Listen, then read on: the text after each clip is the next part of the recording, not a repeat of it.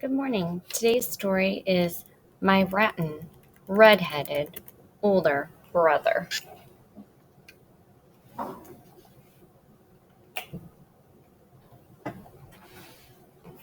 by Patricia Polacco. My Rattan, Redheaded, Older Brother.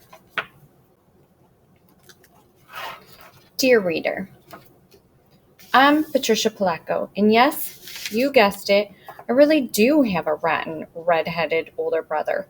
He most certainly was the inspiration of this story.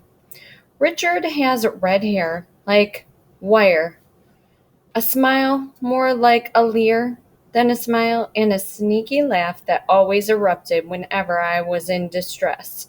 Richard loved to tease me. He still does today.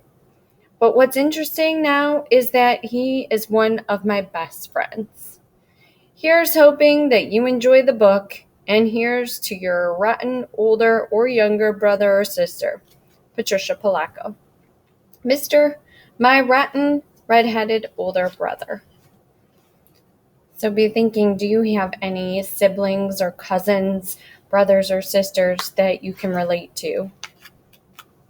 My rotten redheaded older brother. And again, her characters repeat. If I have a chance, this story is about Babushka that I will try and get to soon. My brother and our mother and I all lived with my grandparents on their farm in Union City, Michigan, which is an actual place. And again, Patricia Polacco did live in Michigan. I'll have to look up if she still does. Now, my babushka, my grandmother, knew lots of things. She knew just how to tell a good story. She knew how to make ordinary things magical, and she knew how to make the best chocolate cake in Michigan. After she told my brother and me a grand tale from her homeland, we'd always ask, Bubby, is that true? She'd answer, of course is true, but may not have happened. Then she'd laugh. Now, I knew that she loved me all right, but I couldn't quite understand how she could even like my older brother, Richard. He had orange hair that was like wire. He was covered in freckles and looked like a weasel with glasses. The one thing that my bubby didn't seem to know was how perfectly awful my brother really was. Mind you, he has always nice whenever she was around us, but as soon as she'd leave, he would do something terrible to me and laugh.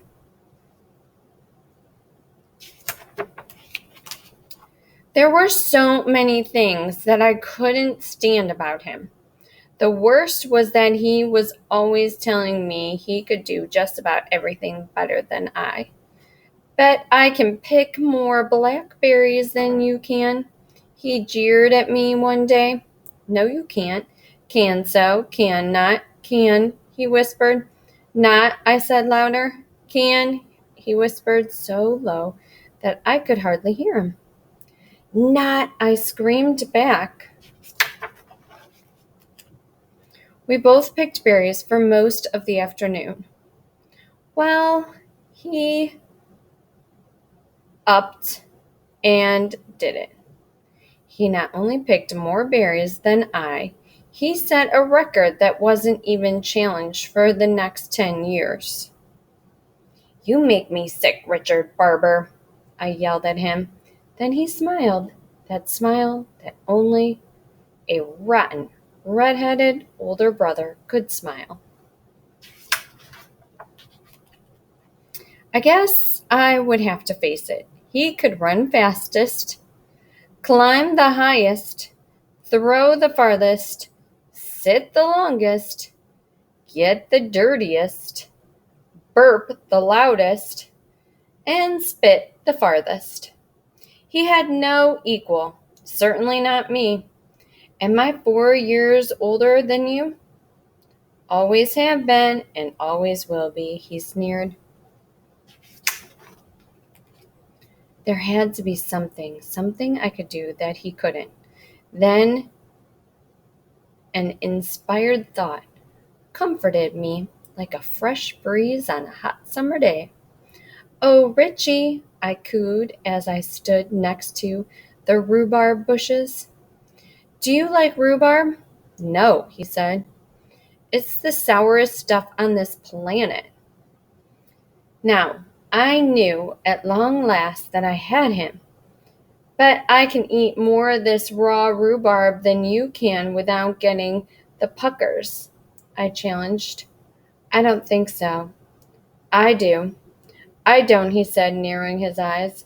"I do," I insisted. "Don't," he hissed, looking smug. "Do," I said furiously, as I grabbed the first stalk and started chewing it, almost down to the leaf. When I couldn't get one more sour bite into my mouth, he was still eating with relish. "I thought you said you didn't like rhubarb," I said through pursed lips. "I don't like it. I love it," he announced as he popped the last stalk into his mouth. I was so mad I couldn't even feel how my belly was starting to ache. "I can't stand you, Richard Barber." "I double dog can't stand you," I screamed as I went into the house to be consoled by my grandmother. "Yeah, and I'm 4 years older than you, too, you little twerp." "Always have been and always will be," he called after me. Then he laughed that rotten red-headed older brother laugh. That night at dinner, I could hardly eat. "Have you been eating angry apples again, child?" Bubby asked as she sliced me a huge wedge of rhubarb pie. "I baked your favorite." Richard gave me one of his extra rotten, weasel-eyed, creamy-toothed grins. At bedtime, my Bubby came and sat on the edge of my bed like she did every night. "Look, a falling star," she said. We watched it streak across the sky. Then she spit twice between her fingers and gave her chest a loud slap. "Why did you do that, Bubby?" I asked. "I was making a wish." "Didn't you know that wishes on falling stars come true?" At last I knew how I was going to get back at my brother. For the longest time I watched the dark sky until I saw a star shoot across the night. Then I spit between my two fingers and slapped my chest. It was done. My wish was to do something, anything better than my brother. I'd show him. The next morning, all I could think about was my wish. I was thinking about it so hard I almost didn't notice the wagons and trucks pulling into the field down the road near Four Corners. "A traveling carnival," my brother shouted as he ran toward me. "They're setting up right here in our field. Bet I can eat more hot dogs than you can," he teased. He was already starting it. But this time I was going to do something so incredible that even he would have to sit up and take notice. I had a star wish. I'd show my rotten red-headed brother all right.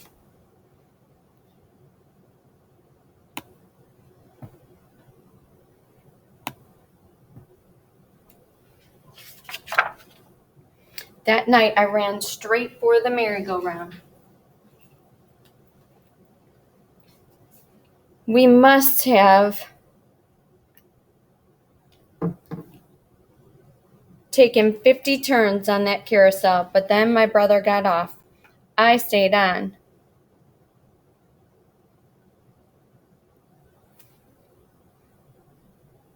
I went around and around and around. I knew I could do this longer than you. I shouted to my brother, feeling proud but just a bit dizzy. "Patricia," I heard my Bubby call out, "get off from that thing. It's time to go home." The last thing I remembered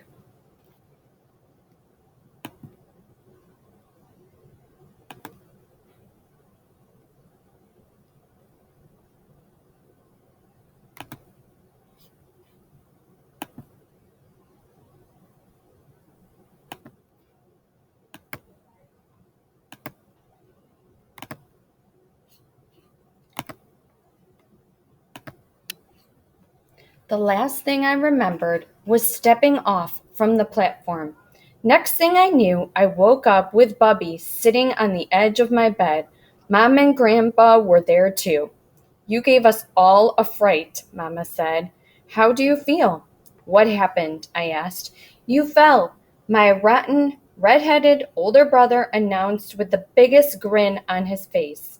I don't know what we would have done. My Bubby said softly. Your brother carried you all the way home, and then he had to run to get Dr. Lee. You had to have stitches. I watched it all, he said excitedly. You fell off the merry-go-round, right into some pop bottles. My Gramps added, you even passed out. My brother chirped, looks like you finally did something special. It was from that exact moment that our relationship changed somehow. Thanks, Richie, I said to him. What's a big brother for anyway? He said, blushing. That night, we were all out in the yard. On hot Michigan nights, it was my family's custom to sleep outside where it was cool. Look at those stars, Bubby said quietly. Wishes are funny, aren't they? I said. Sometimes they come true differently than you think they will. That's why you have to be very careful what you wish for. It just may come true, Bubby said. Then she squeezed both of our hands. Hang on to the grass, she whispered. Why, Bub? My brother asked. Because if we don't, we might float up to the stars. Then she leaned over and kissed us both 3 times. I kiss your eyes and I hold both of my hearts in my good keeping. And this night I thank God that I walk this earth with both of you. Amen. Then we all just lay on our blankets in the gentle summer night. I'll always be 4 years older than you, though, my brother whispered softly. Then he smiled. All of us held one another's hands, and then we all drifted off to sleep.